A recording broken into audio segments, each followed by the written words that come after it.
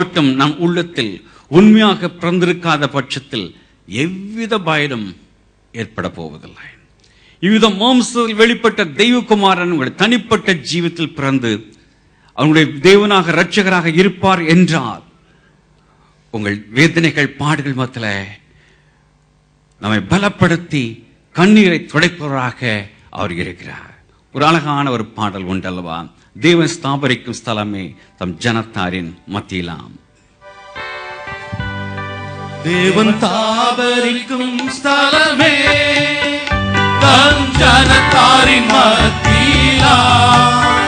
தேவன் தாபரிக்கும் ஸ்தலமே தம் ஜனத்தாரின் மத்தியிலாம்.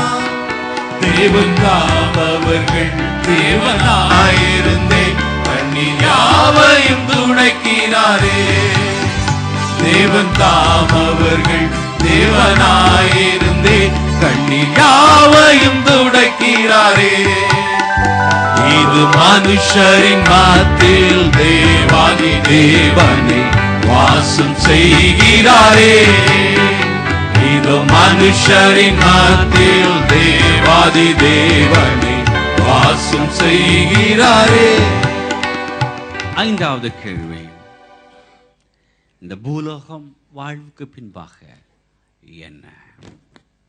ஒரே ஒரு வாழ்வுதானா?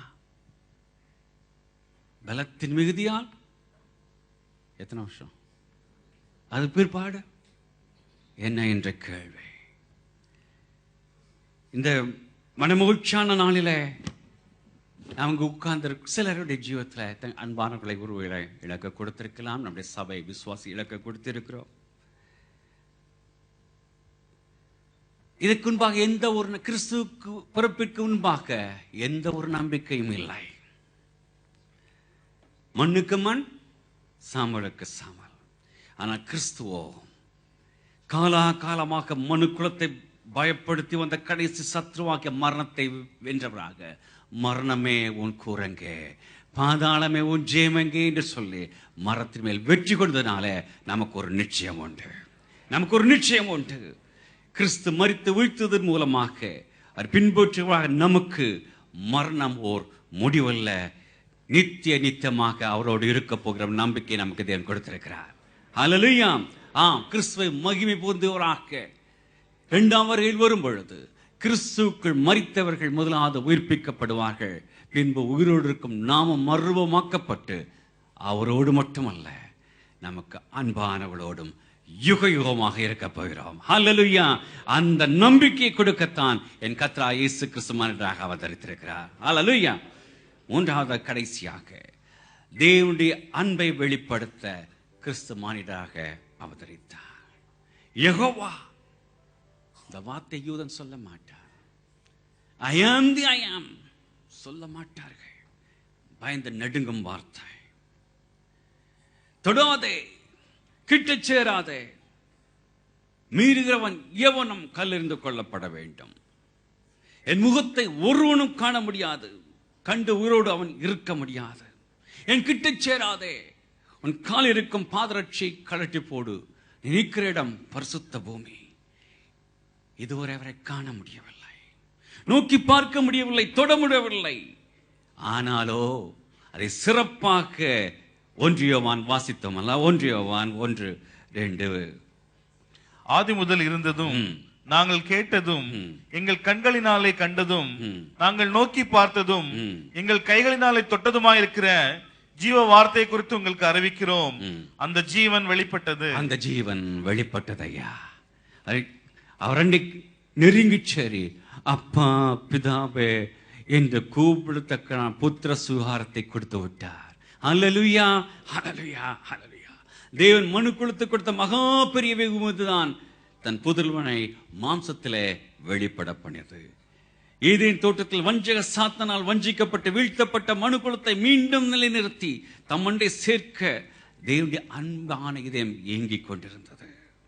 வீழ்ந்து போன மானிட வர்க்கத்துக்கு தன் அன்பை வெளிப்படுத்தவே தன் புதல்வரை தந்தார் என்று அழகாக யோவான் 3:16 சொல்லவில்லையா? யோவான் 3:16.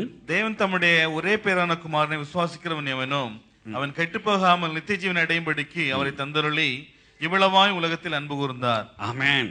பிதா தன் குமாரனை நமக்கு தந்தருளி தம் அன்பை வெளிப்படுத்தினார். குமாரனாகிய கிறிஸ்து நம் மீது வைத்திருக்க அன்பை எப்படி வெளிப்படுத்தினார்? அதே யோவான் 3:16 முன்பாக, அந்த யோவானுக்கு முன்பாக ஒன்றை போட்டு 1 யோவான் 3:16 வாசியுங்கள். அவர் தம்முடைய ஜீவனை நமக்காக கொடுத்ததினாலே அன்பு இன்னதென்று அறிந்திருக்கிறோம். நாமும் சகோதரருக்காக ஜீவனை கொடுக்க கடனாளிகளாய் இருக்கிறோம். பிதா நம்மை அன்பு கூர்ந்ததை வாசிக்க கேட்டோம். குமாரன் நம்மில் அன்பு கூர்ந்ததை வாசிக்க கேட்டோம். இந்த மகிமையான தேவ அன்பினை நான் எவ்விதம் மற்றவர்களுக்கு வெளிக்காட்டுவர்களாக ஜீவிக்கிறோம்? 1 யோவான் 4:11. பிரியமானவர்களே, தேவன் இவ்விதமாய் நம்மிடத்தில் அன்பு கூர்ந்திருக்க நாமும் ஒருவரிடத்தில் ஒருவர் அன்பு கூற கடனாளிகளாய் இருக்கிறோம். தொடர்ந்து 1 யோவான் 3:4 அதிகாரத்தை வீட்டில் சென்று வாசித்து பாருங்கள். இந்த அதிகாரங்கள் அன்பின் அதிகாரமாகிய 1 கொரிந்தியர் 13க்கு இணையாக வருவதை நாம் காண முடியும். பிரியமானவர்களே, இந்த ஒரு மன மகிழ்ச்சியின் நாள் காலையிலே உட்கார்ந்து கொண்டிருக்கிறோம். உன்னதமான தேவன் சர்வவல்லவர் நம்மை எவ்விதமாக பிதா நேசித்து அன்பு கூர்ந்தார், அதற்காக தன் ஏக புதல்வனை அனுப்பினார் என்று நாம் தியானித்துக் கொண்டிருக்கிறோம். இன்று நாம் நம்முடைய ஊரில் இருக்கும் பெற்றார், உற்றார், உறவினர், நண்பர்கள், உடன் பிறந்தோர், சகோதர சகோதரிகள் மட்டுமாக அன்பு கூறுகிறோம். எத்தனை பேர் அற்ப இந்த உலகத்தில் அழிந்து போகும் சொத்திற்காக, பணத்திற்காக, ஏன் ஊழியத்திற்கும் பிள்ளைகள் ஊழியத்திற்காக மற்றவர்களை பகைத்தவர்களாக ஜீவிக்கிறோம். பிரியமானவர்களே, இந்த உலகத்தில் நாம் வாழப்போகிற ஜீவியம் மிக மிக மிக குறுகியது. நாம் இங்கு கொண்டு வந்ததும் இல்லை, கொண்டு போக போவதும் இல்லை. ஒரே ஒரு வாழ்வு, அதுவும் சீக்கிரமாக கடந்து செல்கிறது. கிறிஸ்து இயேசுவில் உள்ள அன்பு, கிறிஸ்துவின் அன்பு நம்மை ஊற்றப்பட்டிருக்காத பட்சத்தில் நம்மால் மற்றவர்களை நேசிக்கவே முடியாது என்ற சத்தியத்தை நீங்கள் அறிந்து கொள்ளுங்கள். கிறிஸ்துவின் அன்பு, கிறிஸ்துவின் அன்பு என்றால் என்ன? வாசிக்க கேட்போம். யோவான் 15:12. நான் உங்களில் அன்பா இருக்கிறது போல நீங்கள் ஒருவர் அன்பா இருக்க வேண்டும் என்பதே என்னுடைய கற்பனையா இருக்கிறது. வசனம் 13. ஒருவன் தன் சிநேகிதருக்காக தன் ஜீவனை கொடுக்கிற அன்பிலும் அதிகமான அன்பு ஒருவரிடத்திலும் இல்லை. தான் நேசித்தபடி, தான் போதித்தபடி தன் ஜீவனை நமக்காக கொடுத்தது நிமித்தமாக அன்பு வெளிப்பட்டது.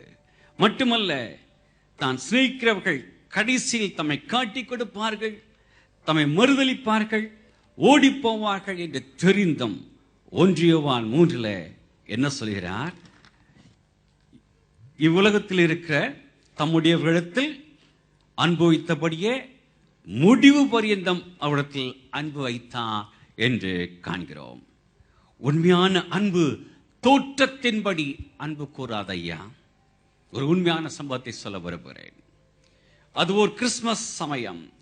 நியூ ஜெர்சி பகுதியில் இருந்த ஒரு ரெஸ்டாரண்ட்டில் ஒரு தம்பதிகள் தங்களுடைய 1 வயது எரிக் பேபி சேர்ல, ஹை சேர்ல உட்கார வைத்து டின்னர் அருந்தி கொண்டிருந்தார்கள். இரவு உணவு அருந்தி கொண்டிருந்தார்கள். அப்பொழுது சற்று முரட்டு தோற்றமுடைய, ஏழ்மை கோலமுடைய ஒரு முதியவன் உள்ளே நுழைந்தார். ஒரு அழுக்கான கோட் கிழிந்திருந்தது.